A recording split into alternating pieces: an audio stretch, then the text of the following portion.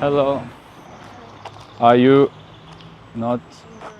Does that count? No, we're just warming up. As you can see here, I get rejected and I brush it off pretty lightly. It hasn't always been like this though. There was a time when a moment like this would stay with me for hours, days, weeks even, if I was into a girl. And probably you've made the same experience. If you ever have thought about taking a social risk, so it could be approaching a girl on the street, but it could be something even simpler, asking for something that you usually don't ask for, right? If you even just thought about it, you probably came to the logical conclusion that it's not a big deal, right? The worst she can say is no harm done. Rejection is not a big deal. But it is in our mind. Why is it that we blow up any rejection into a feeling like the world is ending, like we want to disappear and sink into the ground when a girl just simply doesn't give us attention? Why is that? That's what I want to talk about in this video. I'll give you 3 main reasons that I identified, and we're going to analyze it based on my student Christian's experience on a workshop. So what we're going to start with here is a clip of him approaching a girl during a workshop. And when you watch that clip, I want you to really tune into your emotions, maybe even write them down as they appear. It's really important. I want you to be in tune with your emotions that come to the surface as you observe Christian. So let's play the clip. Excuse me? Yes. I really like your hair. Wow, thank you so much. Is it your natural hair Yes. color? Yes. What's your name, by the way? I am here. It's nice to meet you, but I have to go. Sorry. Before you go, I want to take your Insta to get to know you more. No, sorry. I don't use it. Thanks. All right, thank you. Bye. So what emotions did you feel? Did you feel cringe? Did you feel some shame? In German we say Fremdschämen, like feeling shame for someone else observing him. Did you trying to protect the girl at some point? Did it remind you of something in the past? Or did you think, wow, what a baller, what a boss, cool that he's doing it? Whatever, especially negative emotions you might have had, says a lot about your past. You might hold on to some baggage. It might have been an ugly breakup. It might have been a traumatic experience with a girl. And it says a lot about you, right? Now, we could see this whole situation from 2 different viewpoints. And both are true because, kind of like the way we look at reality becomes our reality. So whatever you think is true in your brain. You could look at this and say, what a creep. He's clearly bothering her. Her thank you sounded kind of fake. Then he makes a compliment about her hair, like pretty rude, just to objectify and reduce a woman just to her body. And, invading her space with trying to shake her hand, like, bro, she clearly wants to be left alone. Please, have some manners, right? That could be a reaction some people have watching this, especially people who, just discovered this channel. Sometimes you see it in the comments. It's like a new reality they entered. Or you could think, okay, he owns a space, he's projecting clear intent, he's honest, he's not hiding anything, he's saying what he wants to say. He's not trying to be a nice guy, sneaking in. He's clear with his intention. She chose to stay, it's an open street, he's not boxing her in any way. He's respectful, he takes the rejection like a gentleman, he's not getting salty, he's not pushing further than he has to. And arguably he's leaving her way better than he found her. He's creating good emotions out of nothing. Sounds good when I say it that way, right? Like, why don't we do that every day? Well, because you're holding some baggage, and that baggage you carry and you project it through your eyes into the world. It's like a certain color of glasses you're wearing that you see the world with. Now, you might say, what, Alex, sounds like you're wearing just like pink glasses. And I'm like, yeah, I like to wear pink glasses because they serve me better. Why are you holding on to your pair of darkening blue light glasses, right? That's something to think about. So before we move on to part 2, please ask yourself what happened in your past that might affect you still in the present. Just be real honest with me. You don't have to share it. Just take a moment to think about it. And what stories do you tell yourself based on that baggage about women, about society, about relationships, about a certain type of woman, right? Maybe you are categorizing women in certain areas because you had one experience with one type of woman in the past. So note that down on paper or mentally, and then ask yourself, is that belief, is that worldview serving your future self? Now, the second reason that makes rejection feel so big is community. So Christian got rejected many times that day, multiple times. This is random, but you're really beautiful.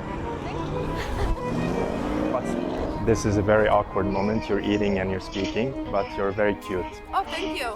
What's My your... husband is a lucky guy. Okay, if you want to recommend me one good place here to take you on a date.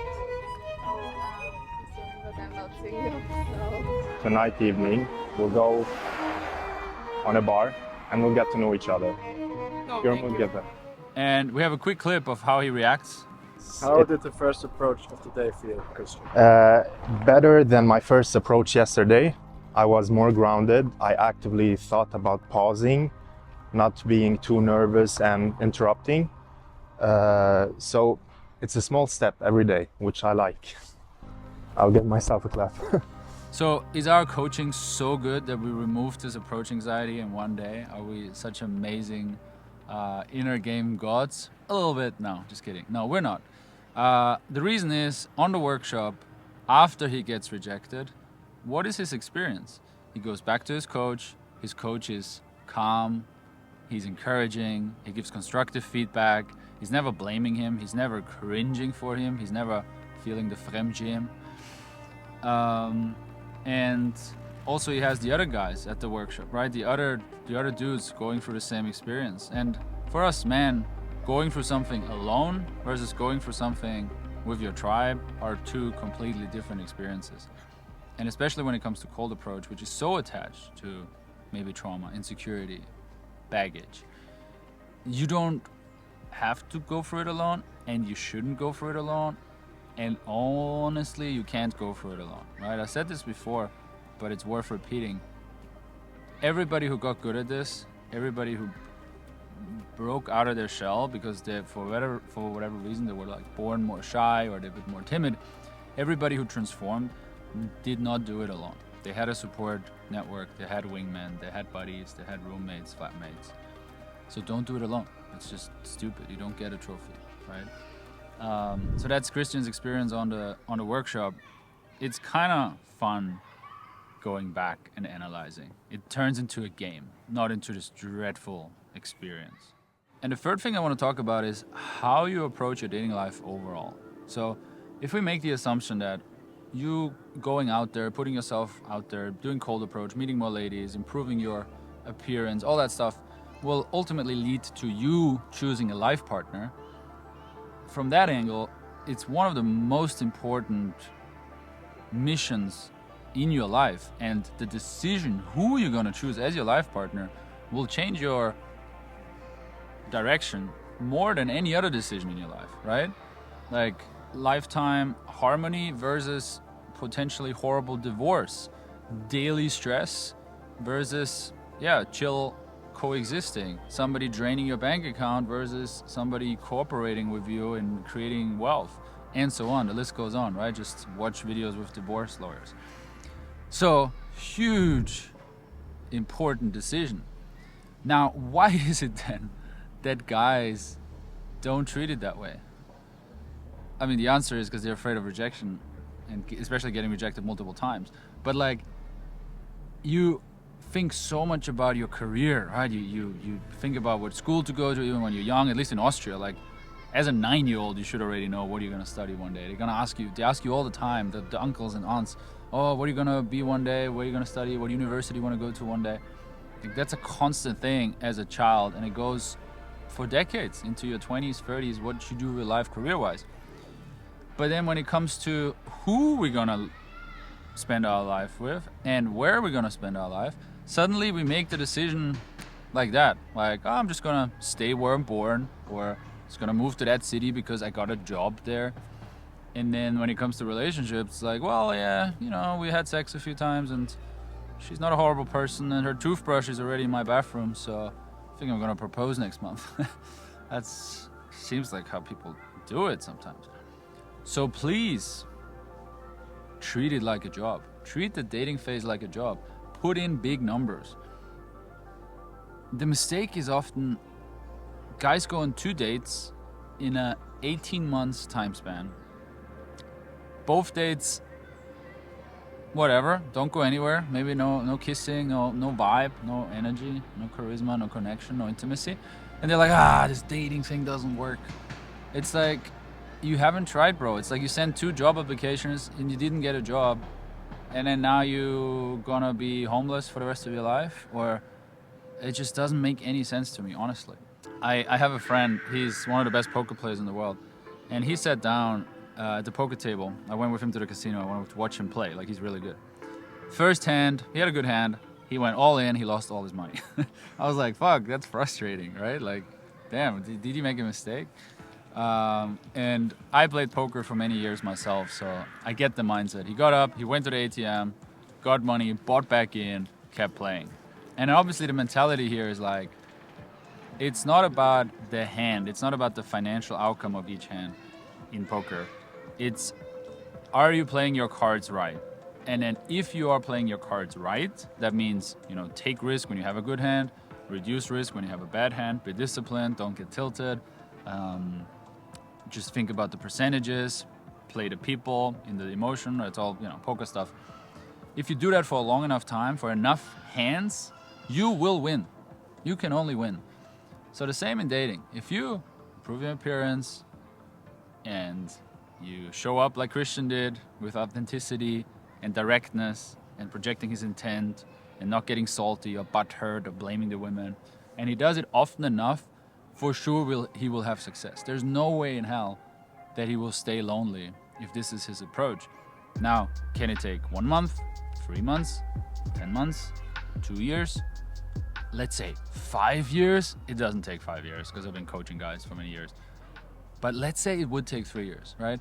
Would it be worth it to take 3 years to find a really, really, really, really, really good life partner? I would argue yes.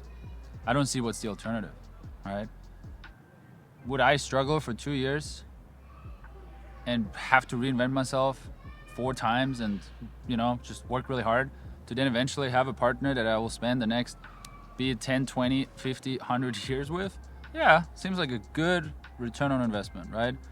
If I tell you, hey, I got this stock pick from a really good trader friend, and you should put your money in there, and there's like a 2% chance you lose, but a 98% chance you will make way more, you're gonna take that trade, right? So that's how I see dating, right? It's a law of big numbers, and the more you put in, the more you get out. And let's say the more you put in, the better outcome you will have in the long term. And then how long it takes exactly, who cares, right? Let's watch actually what happened after all these rejections. Let's end the video on a good note and see how Christian does in the next one. Excuse me? I think you're beautiful. Thank you so much. What's your name? Hi, yes. Is it a Bulgarian name? Yes, it's something like sign of Christian. I can't explain this, but it's a Bulgarian name, yes. Okay. And are you from here? Yes, of course. Okay, so then you can tell me the most spontaneous thing to do here in the city. In this city,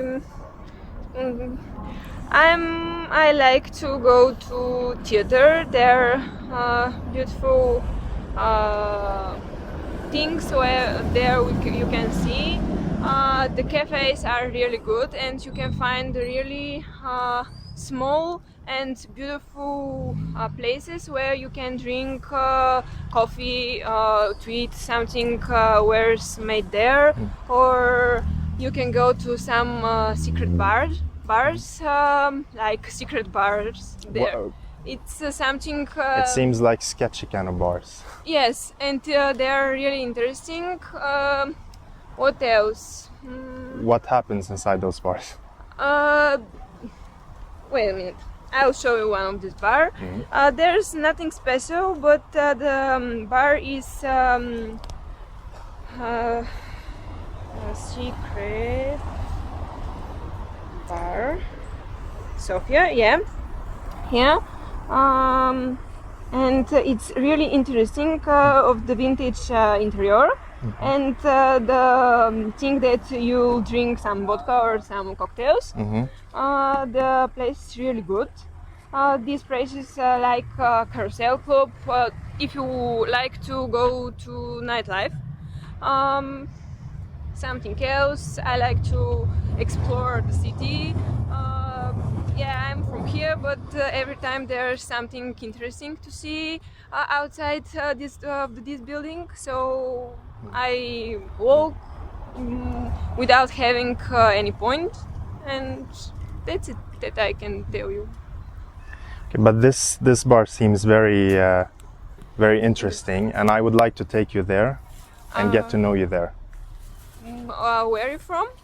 I'm born in Sweden, but originally Greek and Lebanese. Okay, what are you doing here? Just working online, discovering new city. My nature is very spontaneous, so I like to meet new cultures, discover different people. Yeah, it's interesting. And are you here in this university or not? Not in this university, I work. Ah, you? Yeah. Yeah, it's interesting. Okay, so... I'll take your number. Do you want my Instagram? I'm a traditional guy, so I prefer. Okay, yeah. So give me your phone. Yes, let's do it the traditional way. Thank you. Here you are. All right. And your name was? Yes, and Valeria. your? Try to remember. I'm not sure. I'm really bad. Christian? Christian, okay. Nice to meet you. Bye. I'll text you, bye. Okay. Wow. New guy. I think you're a new guy. You're a new person. You're reborn. Oh, that was very smooth. Yeah. Right? Why was that smooth? A couple of things. The way you delivered the compliment was very direct. No fluff. Hey, pause. I think you're beautiful. You're like, whoa. Like very charming. Then creative question like, okay, what do you advise me to do? It puts it on her a bit, right? What's something spontaneous? Okay, explain me more. Very nice. And you went for the close in a very smooth way as well. I want to see you again. You gave her a reason why you want to see her again. In that bar that she recommended. Exactly. Yeah. So all in all good. Now we saw in the end she was a bit like, whoa, who are you? Do you study here? Where are you from? What's going on again? So that's fine, and you answered it. So it shows interest. You really thought about it. You can put that more next time in the conversation a bit more. Share about yourself, right? You can share about yourself by just normal details and facts. You can also share about yourself by telling a story. You can give a little more context why you're here. Yes. You can make something up. That will help her because she, at the end of the day, she wants to decide, do I meet this guy for longer or not on a date, basically. And she wants to make sure it's safe and there is a context and she doesn't have a million questions about it. But yeah, that's one detail. The rest was good. How do you feel about it? I feel relaxed. I'm happy that I'm starting implementing these. It's starting to go from actively thinking about pausing to subconsciously pausing without having to all the time think. And I'm happy to see that in myself. Grounded, I pause, I don't need to fill in. I speak more slow, and I'm much more comfortable with the silence. So if I need to think about a question, I run out of questions, I'll just look her in the eyes, smile a bit maybe. Yes. Yeah. Yeah, and if it gets really awkward, okay, I'll go for a close. If not, I'll have another question. Okay.